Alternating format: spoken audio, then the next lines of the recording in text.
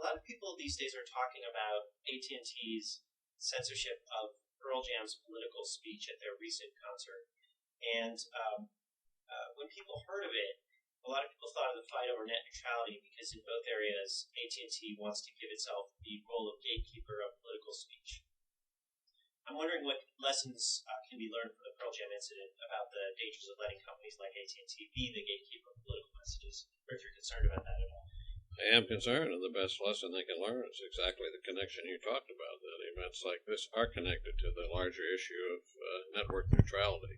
So it's very, very important. I think you're dealing here with a technology that's perhaps the most dynamic and liberating maybe in all of human history with the internet, and our challenge is to keep that open and accessible to folks and running in a neutral fashion, and to avoid those who may be in control of the distribution of that technology from also controlling the content on it. So when something like the episode occurs with Pearl Jam that you're referencing, I think that ought to concern all of us, and it ought to concern us whether we're liberal or conservative, Republican or Democrat, young or old, because if you can do it to one group, you can do it to any group. And they might say, well, it's not intentional and things like that, but nobody should have that power to do that and then be able to exercise a distributive control over the distribution and control over the content too. Is there anything preventing a company like AT&T from doing this to content generically on the internet?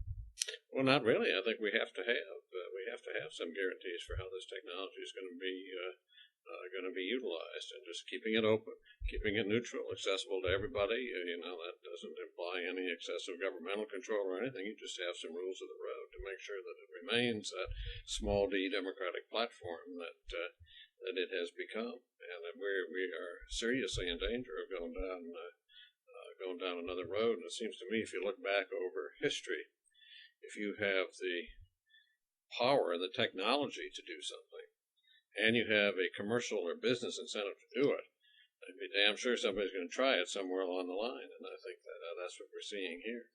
And I think also that had we not had this debate over network neutrality, that you'd probably be seeing a lot more of this. I think some of these companies have been on better behavior than they might otherwise have been.